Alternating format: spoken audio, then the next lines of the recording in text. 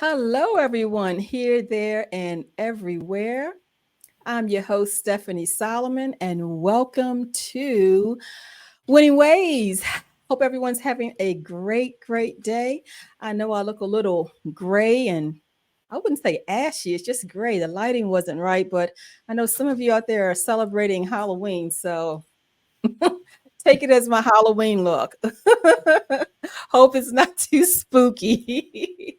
Well, you see, I have a guest, a partner tonight. Her name is Claudia Johnson. Welcome, Claudia. Hi, good evening, everyone.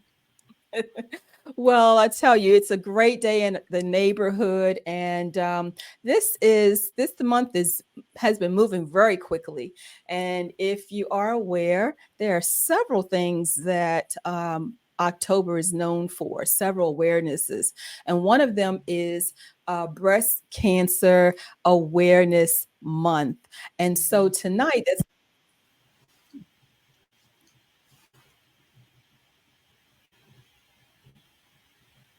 okay, that's my fault, everyone. I hit a plug, and my bad.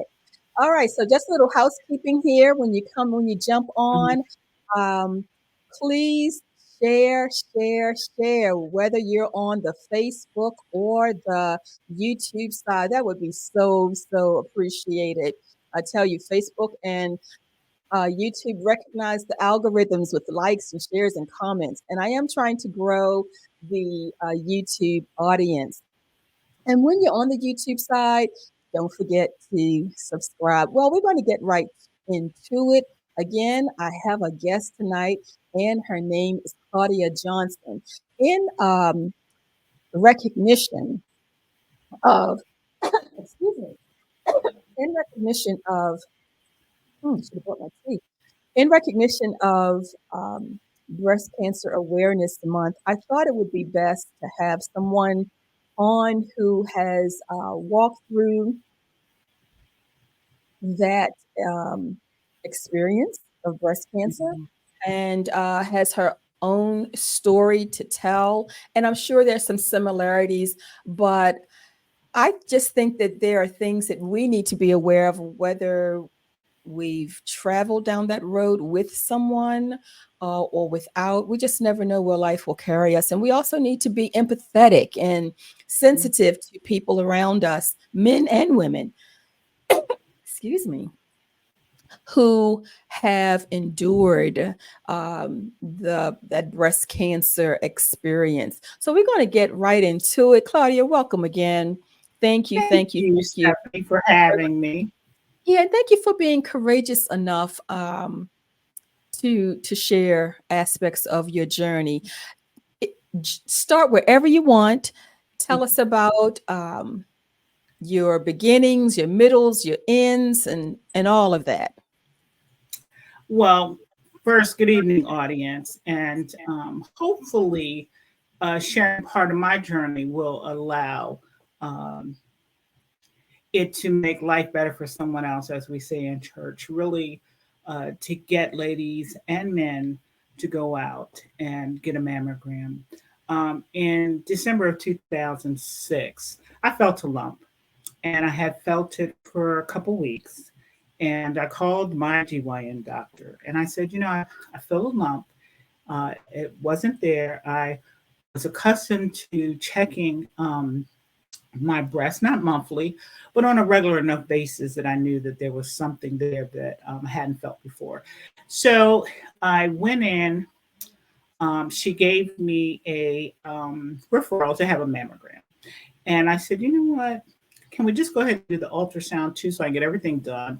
We're all getting busy. We don't want to have to take multiple days off from work. So I said, let me just get everything done at one time. So she did. I had the mammogram um, right at the end of December, and uh, they saw the lump. They thought it was just a lump with fluid in it, and the the suggestion was to go ahead and have it aspirated. Aspiration means that they just put a needle inside of the lump and draw the fluid out, and then hopefully your body will go ahead and just pass. The lump will dissolve and be passed through your lymph node systems or your systems or wherever it is.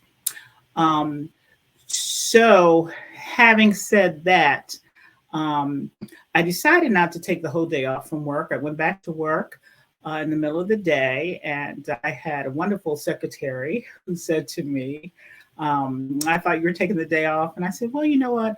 I'm going to have to probably have another half day off because I have to have a little procedure done, an aspiration.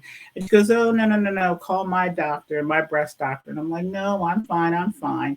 And you know how we all are. Like, we probably just said a little too much and now somebody's in our business and we really wish we hadn't said anything. Well, that's where I was.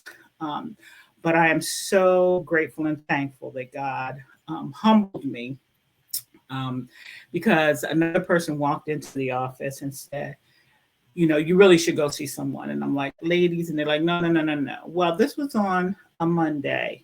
And actually, I ended up, they made a phone call. I went and I saw a breast surgeon on that Wednesday. And when I got there, how we are. We come in, we have a diagnosis, and I told him my GYN, said, hey, look, let's try the aspiration. And so he said, okay, well, you want me to aspirate it? Let's go ahead and aspirate it. And I was like, thanks, that's what I came here for. You do what you do, I'll do what I do. And he put the needle in, the biggest needle you've ever seen. And when the needle came out, he said, now there's no fluid in that. He said, but I knew that when I put it in there. He said, you're going to have to trust me. God humbled me in that moment. And he said, let's do a biopsy right now. We did the biopsy. He brought me in on that Friday and he said, you have breast cancer. And, at that point, one, I was so grateful I had my husband with me because I heard what he said, but then had already started with my internal praying, Lord, save me, those kind of things. But the thing is that I go back to the two ladies that I worked with. And still to this day, when I see them, I give a big hug, smile, whatever it said. If you weren't such busybodies, you know what I'm saying? And I took a moment to humble myself. I don't know where this journey would have gone without the two of them. So I'm grateful for that. So everybody needs somebody in their village that they can say something to. I feel something, and that will coach them and say, you know what?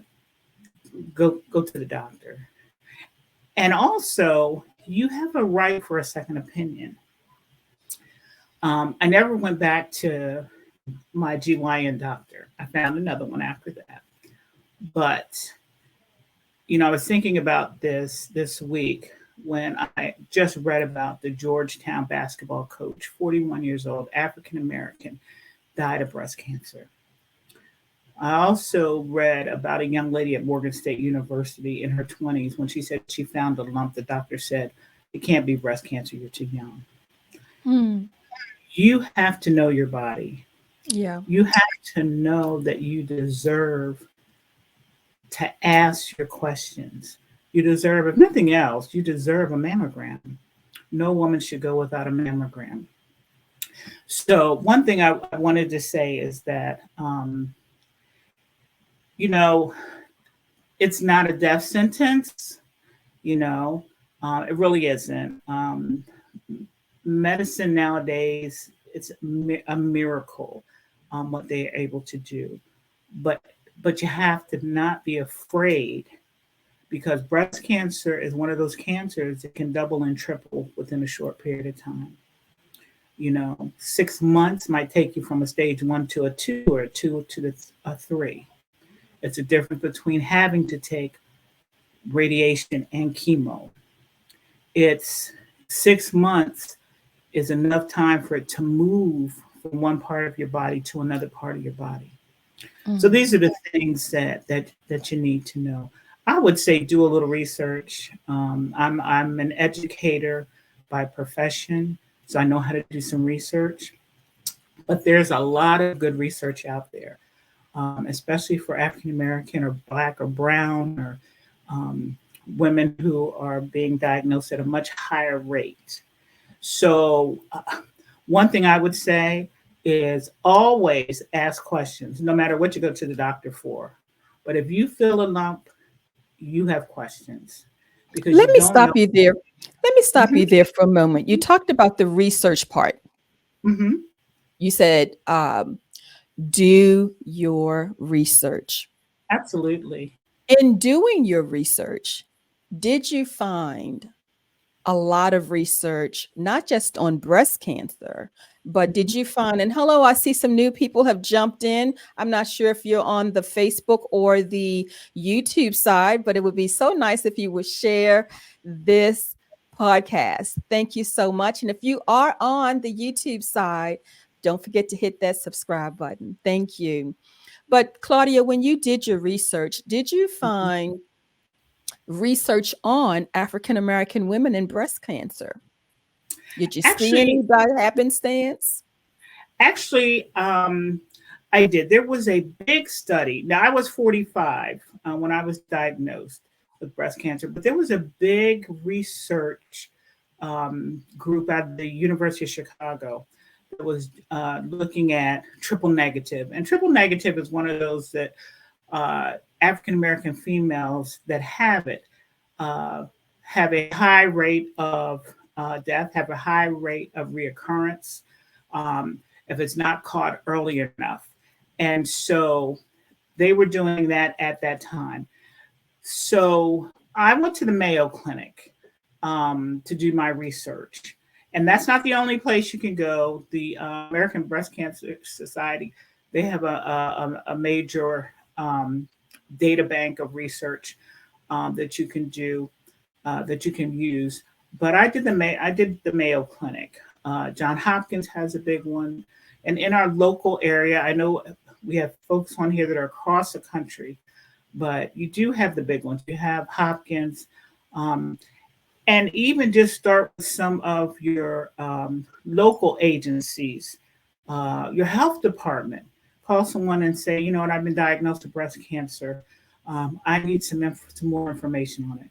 But your surgeon or your doctor and that team that works with you, that's that front line. And if you cannot ask them questions or they're not receptive, or they feel like you're asking too many questions, um, then you may have to consider looking at another team, with that kind, with the research. And I'm not saying go out here and Google everything and then worry yourself to death. No, but you Mhm. will have some legitimate questions. There are some things that happen to your body with breast cancer.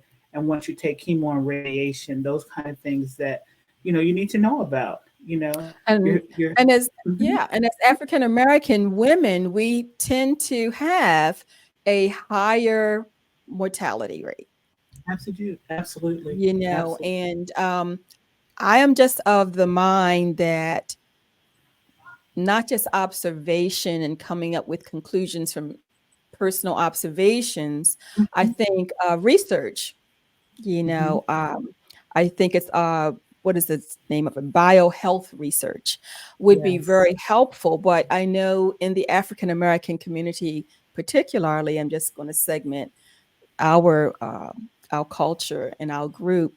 Um, there tends to be hesitancy Mhm. with the medical profession, being a part of research, being a participant.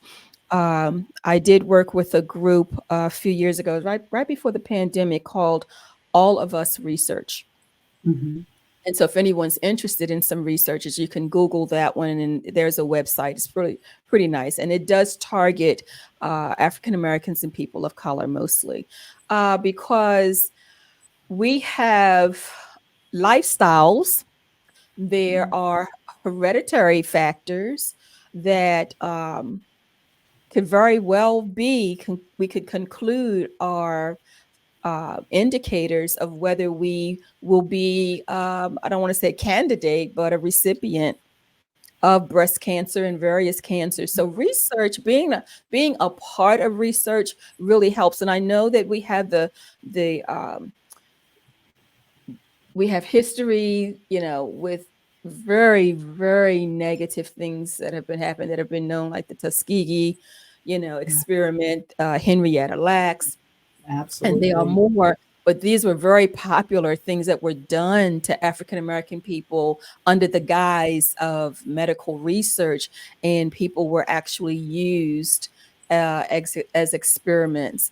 Um, Yet at the same token, at some point, research has to be done so that we don't find ourselves at the bottom, and being the recipients of, early deaths, Mhm. because as you quoted earlier, breast cancer doesn't have a target age.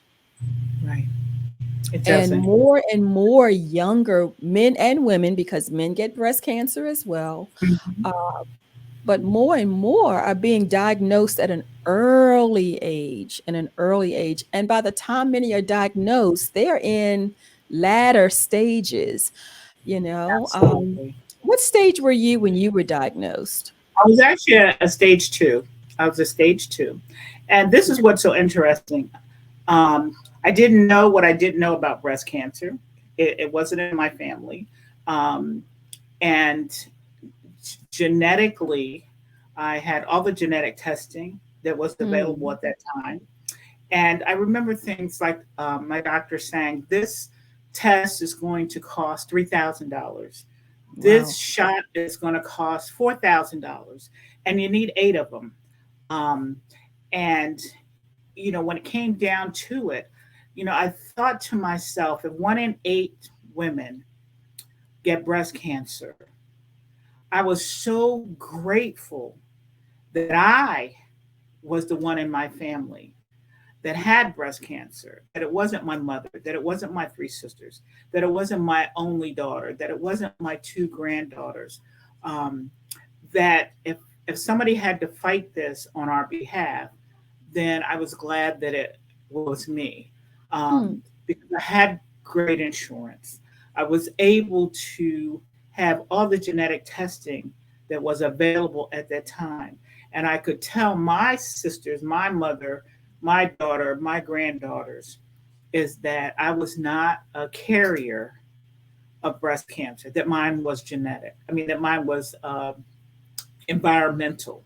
So that Hmm. means somewhere out there, I came across something that, Wow. started this whole journey for me, but it was Hmm. not a genetic gene that Yeah. I carried.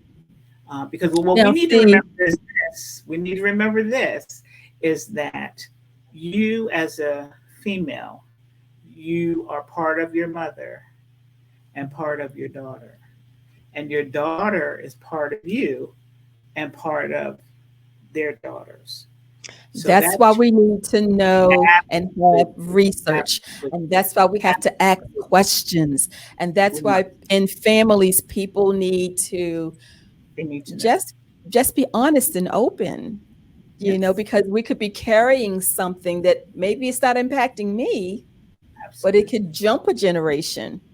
I, It's I history. too am dealing with. When I- when we go Yeah, to the doctors, what do they ask? Who in your yeah. family?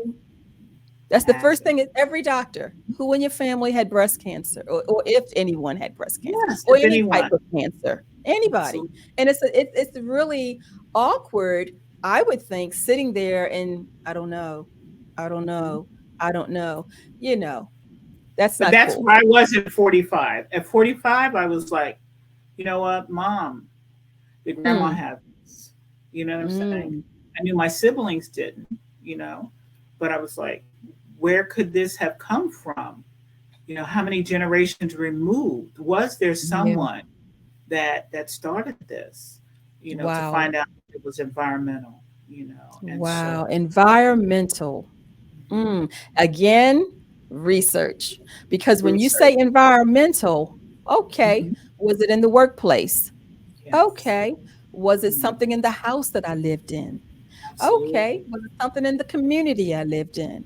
Okay. Was it something that I ate or Was there still something am in your eating? medicine cabinet? If you Yeah. don't do anything else, if you're taking medicine for high blood pressure, if you're taking medicine for cholesterol, if you're taking medicine for diabetes, you Mm. need to do a little research on what that medicine is made up of, the compounds of Wow. that, just just Google. I used to go to the Mayo Clinic, but Google what is on the back, you know, uh, of Your the compound. lotion, your Yes, deodorant. Uh-oh, absolutely. hair And that was product. another thing with you say deodorant. I now Mhm. know since I was 46 now, I've not used any deodorants with aluminum in it. What was that again? Deodorant with aluminum in it. Oh, So, and you wow. can go, and there are brands out there that we use every single day, and it says right on the front aluminum. We have to Never be paid careful. attention to that. Absolutely, we Wow. don't know what we don't know, but that was Wow. one Wow. that. Mhm, mhm, Mm. yeah, Our foods, the things that we just use, self-care, just right, right, cleaning products. yeah, I yeah. think about all the Comet and Ajax I inhaled.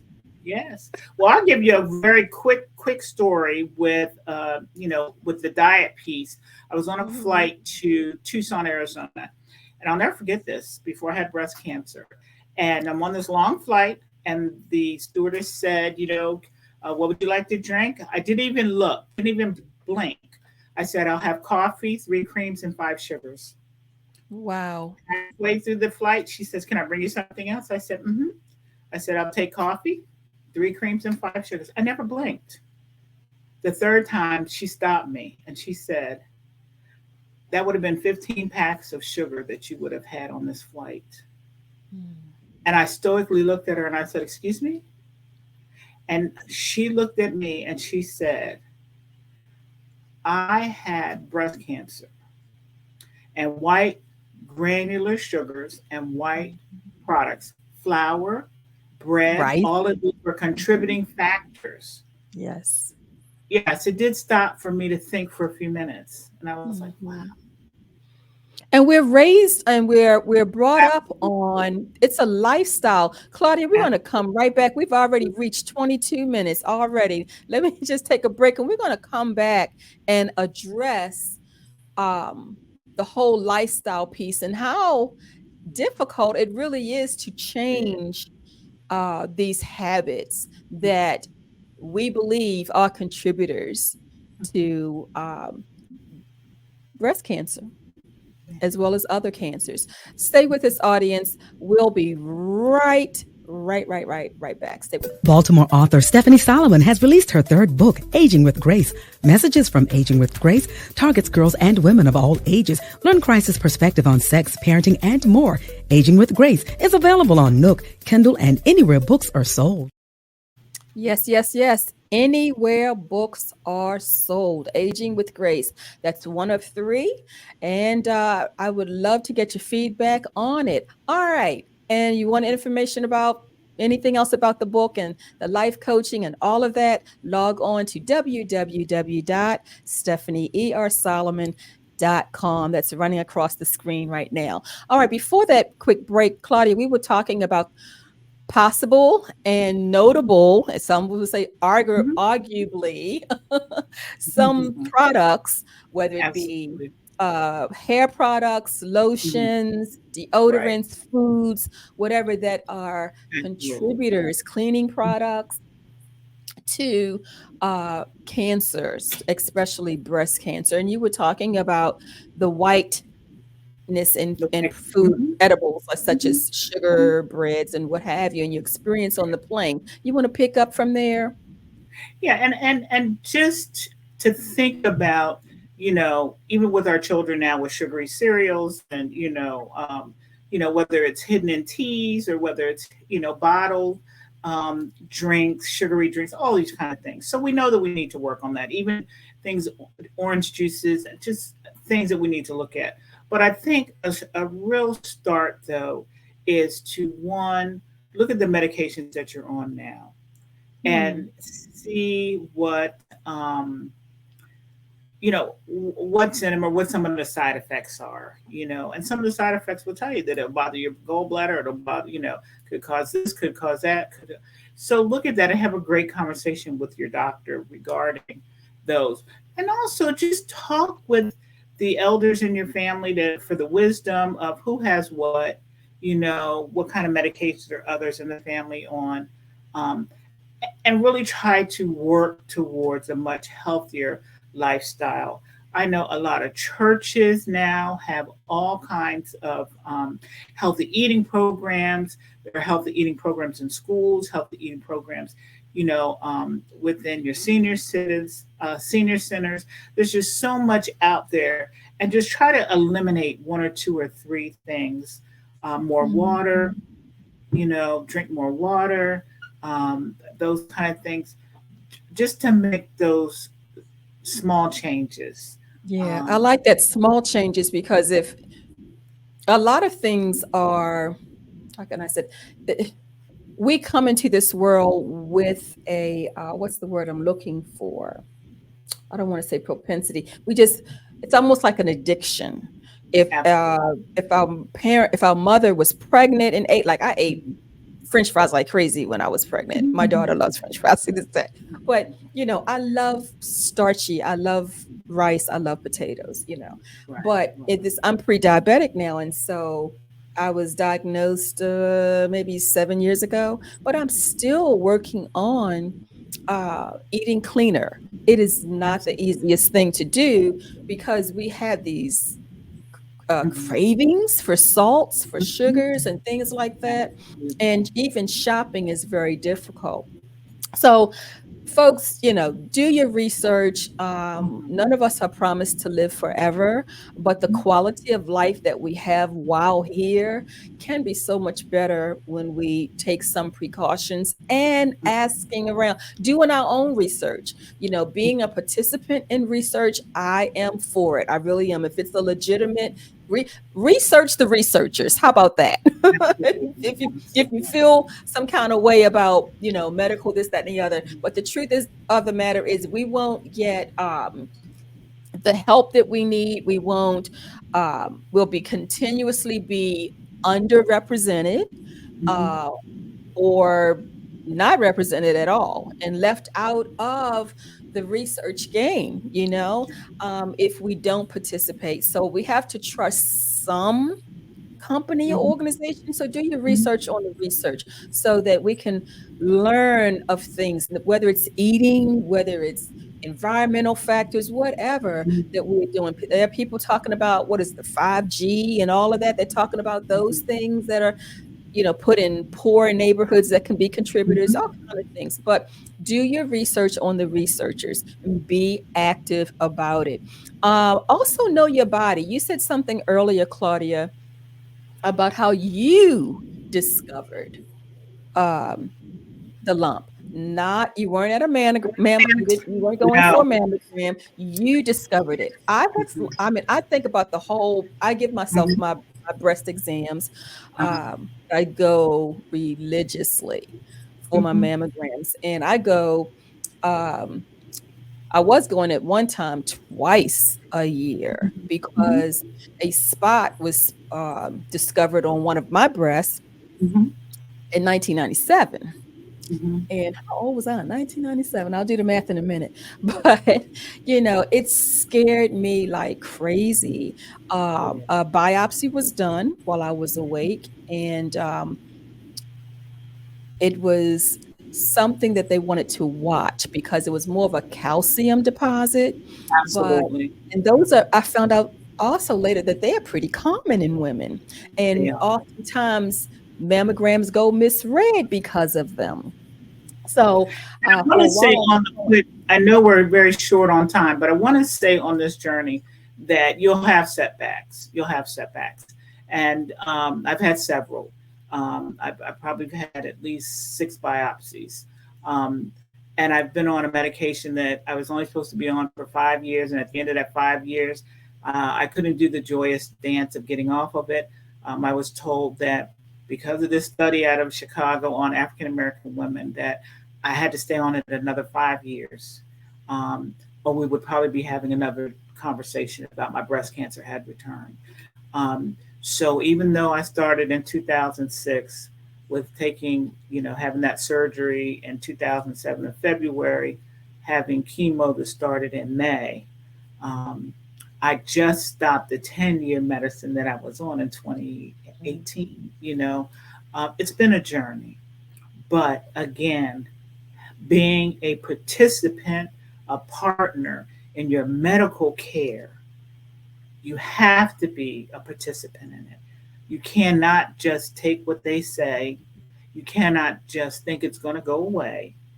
You have to be a full member at the table. And if mentally and emotionally at some point in your journey you can't do that, you need to have someone else that you trust that can sit at the table with you. Okay. You And really have I was going to lead to, as well as being an active participant and advocate for yourself and examining your body. I was referencing statement early on that you discovered Mhm, the lump mhm. and self-discovery. I Absolutely. think some women think they're too young. I just think it's something that, we if we're in a society where we're really into body. So, when you're examining your body, let's be Mhm, honest here, which I'm sure many people do, it's your body. Men and women, you mhm. ought to know how. And if you don't know how, as Claudia said earlier, ask your doctor, and you should be going attend having physicals every year anyway. You're not too old or too young for that. I remember, Claudia, I had been, I think I was 18 when I started on my Mhm, own, found mhm, my own doctor. And even though at that time I was on Medicaid, it was a mhm. great experience. Not a great experience, but it was oh, that's not the word I want to use. But it was a good experience for me to see how these individuals were trained to talk to us. Mhm. Um, I remember a doctor showing me how to examine my breast, Absolutely. teaching me how and whether it's raising your arm, and Mhm. because you get a little stretch in there so you can feel under the arm, because a lot of Mhm. times those knots are under the arm and the Absolutely. underarm area, those lymph nodes. The lymph you nodes. know you have to be diligent. Like Claudia said, the disease is aggressive. Mhm. And so when you are not mindful, you don't, like you like to say, you don't know what you don't know, you know? In the 70s, for those of us that were in middle school in the 70s, um, they used to have the little breast and that you would tap around on it so you could feel it. You had to Mm, find the lump in there as you tapped around. But we wow. need to remember that one, our breasts are not all the same. Some people have Yeah. larger breasts, some have smaller breasts. Yes. It could be the size of a pea, size of a dime. You need to know your breast. So the next time that you go into your GYN doctor, because that's really your frontline person that you're going to see, or your personal physician, and you can say to them, "Look, can you show me how?" I mean, I know they have little cards. I know you can download a picture of how Yeah. to self exam at home, but actually have them take your hand and show you how to Mhm. examine your breast, because every Yeah. breast is different. Yeah. I Yeah. wanted to, my doctor and I fought more every time I had a biopsy. I said, you know what? I'll take a double mastectomy right now. Just go ahead and get it over with and just build me Mm. new ones. And he says, Claudia, you're not a candidate for that. Wow. But I wanted the easy way out with that because I no longer wanted to deal with it. I'm so glad that Mm. I didn't do it because it would have just the whole hormone issue. Everyone can't take hormone replacement. I'm not a candidate for that. So Wow. therefore, there were things that I had to do, um, and I had to really come to mentally and physically agreeing with my body and myself that this was our journey, you know, and everybody's Mhm. journey is different. But again, ask your doctor to help you, show you how to examine your own breast. That's something your girlfriend can't do, something your mom can't do, something your sister can't do, because everybody's breast is different. And I can leave you on that if you do nothing else, do some research and ask for that assistance on how to examine your own breast, because most people find the lumps themselves. So Let if me you ask you this. Mhm. Yeah, let me ask you this as we bring this to a close. listening to you, you talk about so many parts of this, being diligent in self-examinations, asking questions, doing research. And you mentioned about how you weren't a candidate for something. Mhm. Um, these are things that I think that women would be finding out along the way. Mm. You know, wanting the double mastectomy to get it over, excuse me, to want to get it over with, and then finding out that after it's over, that Mhm. there are medications that could be harming the Mhm. rest of your body. Mhm. What's meant to help you is really hurting you. What, Absolutely. in all honesty, okay, that's the medical aspect of everything. Mhm. Let's look at Claudia. Mm. Claudia can, as the cancer survivor, Mhm. relate to other women. What does that do to you as a woman and as a person? Because you said something earlier too, while you had to settle something about your body. Right. This was your journey, your body. All of that, that's a lot. That's pretty Mhm. weighty. Mhm. It's Yeah. pretty weighty. You're talking about medicine, you're talking about your body. What did that do, if you don't mind sharing? What did that do to you as a person, Mhm. psychologically, Yeah, emotionally? it's been difficult, you know. And again, we've talked over the years because we're friends and we've talked, and I've talked to some folks in my interpersonal circle, and that it's I've come a long way with Mhm. even talking about this in public. Oh Um, yes, this is a major step here, um, and I'm but holding your hand in the atmosphere all you the way. are, You're I know doing you, I good. know you are, I know you are, You're doing because good. you know. It's just not the physical scars that we wear, Hmm. it's the little things. Yes. And mentally and physically, you you just never know when you're going to find a little stumbling block along the journey. I mean, little things. Mhm. And I'm sure there's gentlemen listening on this line, or What might what might some women not expect then?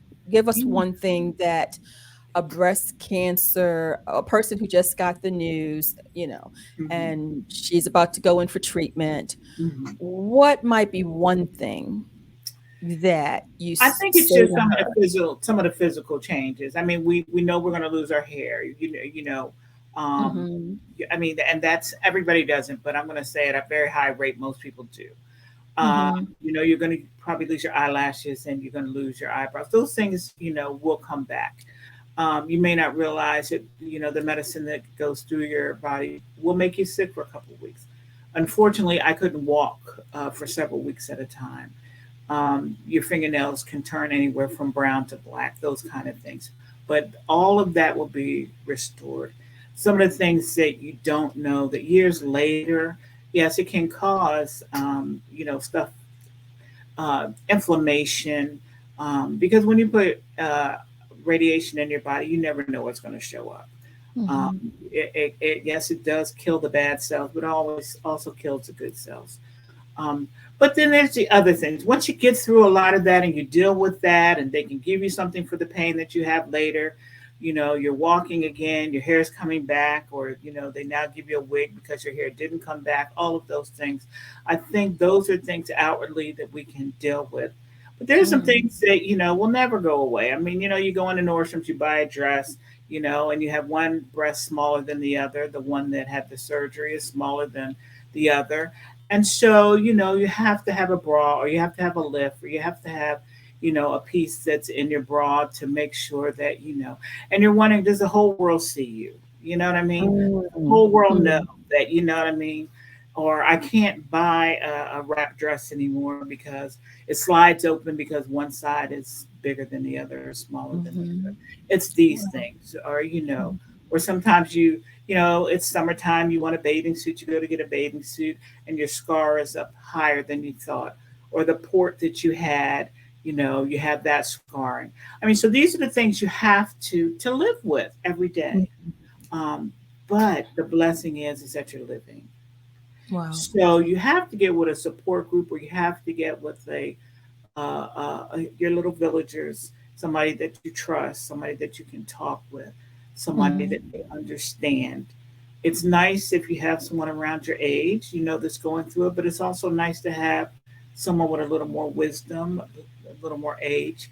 Um, and then also that you reach back and you work with someone, maybe a little younger than you, that's going through it.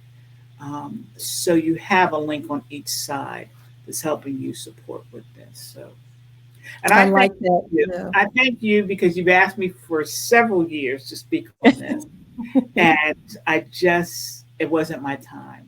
Yeah. And so, Yeah. it, Yeah. and And this you is the did last so Monday in October in yeah. 2023, And and you here I did sit with so you, well. You did so and I well. appreciate it. I really Yeah. do. Yeah. I am so proud of you. I really am. I thank you. Yeah, it's a process. It's a process. And I am grateful for you because you are a walking miracle. I was blessed to see part of your journey as we worked together.